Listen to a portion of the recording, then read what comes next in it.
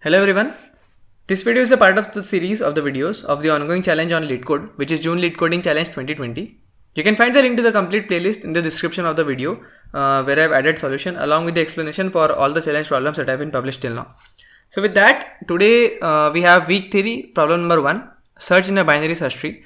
So you are given a root node of a binary search tree and you are given a value, and your task is simple.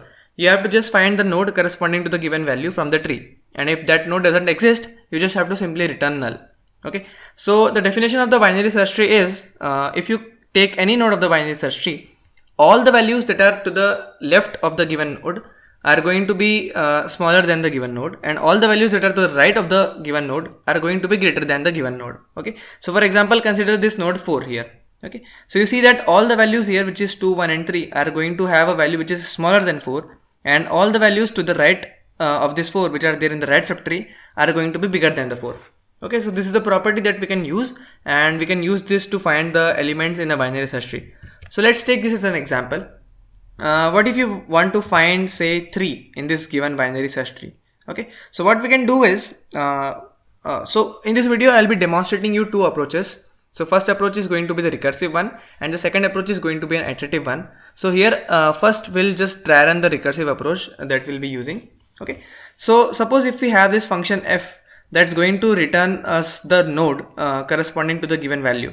Okay, so this function f, if I apply it on the root node, the current root node, which is 2, so what will I obtain? I will realize that since I am looking for the value 3, and this 3 is in fact greater than 2.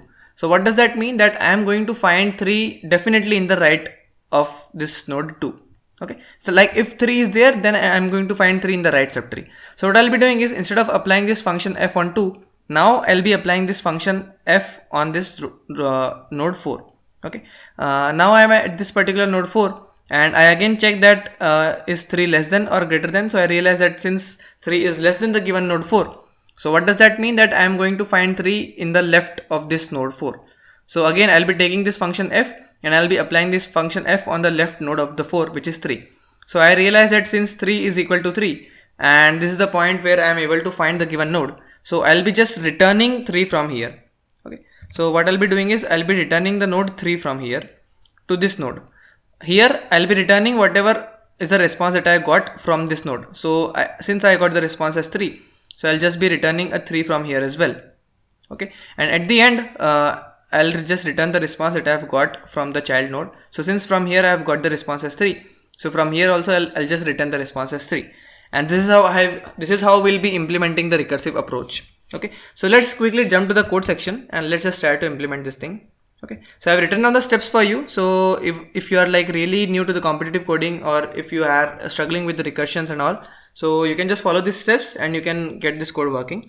So step 1 is the base case. What if the root is null? So this is the case, for example, if you are looking for a value, say 5. Okay, so let me just delete this for the 3, and let's say what if you are looking for the value 5 in this given tree. Okay, so again you realize that 5 is greater than 2, so you need to go in the right side. Since 5 is greater than 4, so again you need to go to the right side. Since 5 is less than 6, so you need to go to the left side, and you realize that you have encountered a null node. Why? Because 5 was actually not present in the binary search tree. So what you'll be doing is, you'll be just returning a null from here. So you'll be just returning the null value from here to this thing. From here you'll be returning a null again, and from here you'll be returning a null again, and so on. Okay, so the point is, whenever you encounter a null node, that's the case that you will not be able to find any more nodes as a children node of this. So we'll just directly return the null node as it is. So if root is null, so we'll just return the root as it is. Okay, so the way I prefer writing this is, if not of root, so we just return the root. Okay, because this is only going to be true when root is null. Okay, step 2 is, what if the given value is equal to the root's value? So if val is equal to root's val, so in that particular case I'll just return the current root, whatever I have, because this is the root that I am looking for, this is the root that I am searching for, right? So I'll just return this root as it is. Step 3 is, if the given value is less than the root's value. So if val is, sorry, my bad, this is val. So if val is less than root's val, so in that particular case I'll be just returning, or I'll be just calling this function, this recursive function, on the left subtree of the given root. Okay, so I'll be just calling this on the left subtree of the root with the given value that I have to find. Okay, why? Because since the value is less than the root's value, then I'm definitely going to find the value in the left subtree. Like if the value exists, then it's definitely in the left subtree. So what I'm doing is I'm just simply calling this function on the left subtree of the root, and whatever is the response that I'll obtain from here is the response that I'll return. Okay, and last, what if the val is greater than root's val? So I can just have if else, if else, if else. So actually adding this else part doesn't make sense because each of this if part is followed by this return statement. But anyways, so the last part is since value is not equal to root, value is not less than root. So in the else part, what I'll be having is automatically value is greater than root's val.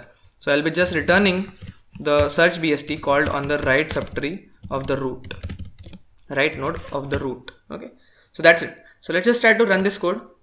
Let's just see if this works or not. Okay, that works. Let's just try to submit this as well. Okay, accepted. So this is a very easy code in terms of like what kind of problems you encounter in competitive coding world. This is like the problem which you will code up in the early days of whenever you are learning binary search trees.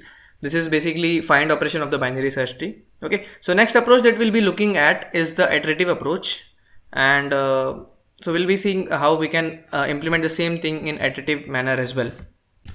So here we'll see the iterative approach. So what we'll be doing in the iterative approaches. So again, consider this example, and let's say I am looking for node 6. Okay. So what I'll be doing is I'll be starting with this root, and again based on whether the given value is greater than or less than, I'll be reassigning the root to the either left child or the right child. For example, if I'm at this particular root, since 6 is greater than 2, so what I'll be doing is I'll be taking this root and I'll be reassigning the root to this right child. Since I know that 6 is greater than 2, so I'm going to find 6 in the right subtree. So I'll be just reassigning this root to the right child of the given root. Okay, again I see that 6 is greater than 4, so I'll be just taking this root and I'll be reassigning to the right children. And here at this moment I realize that 6 is already equal to 6, and this is the moment where we break our iteration that we are doing in order to find the root. Okay, it may happen that suppose if instead of 6 I'm looking for 7. Okay, so again 7 is greater than 6, so I'll be going in the right subtree and I'll encounter a null node. Even in that particular case I need to stop the algorithm. So what I'll be doing is I'll be having a while loop, and this while loop runs only till this root is not equal to null. Okay, so whenever you have these kind of statements, actually you can just ignore not equal to null part and you can just have while root. So that means if root is a truth value, or if root is not null, then only we run everything inside our while loop. Okay, and what's the step that we are going to do? So if value is equals to root value, so that's the moment where we just break our algorithm. And these three things, if you realize, is exactly the same thing that we did in the approach 1 as well, which was the recursive approach, right? So if value is equal to root's value, this is the point where we break our algorithm. If value is less than root's value, so I just reassign my root to the left node of the root, and or else if value is not equal, value is not less, then simply means that value is greater than the root's value. So in that particular case, I'll just reassign the root to the right node of the right children of the root. Okay, and I'll just whenever I just return from this, so I'll either break the loop because of this condition. That means that I've already found my root. I've already found the node corresponding to the given value, or I'll just break because of the condition that root was equal to null. So because of this condition in the while loop, I'll break the loop. Okay, in any of the cases, I'll just return the root, whether it's a null or it's the node that I'm looking for. So let's just try to run this code as well. Okay, so this works, and let's just try to submit this. Accepted. So I hope both the recursive approach and the iterative approach are clear to you. So many a times when you are dealing with the problems for binary search trees and trees or graphs in general, most of the time you actually have to write the recursive code. So I really appreciate that if you can understand how recursion works, how are the values getting returned, how to interpret them, how to make the recursive calls, and how to be clear with what's happening inside the recursive calls is something that is really very important.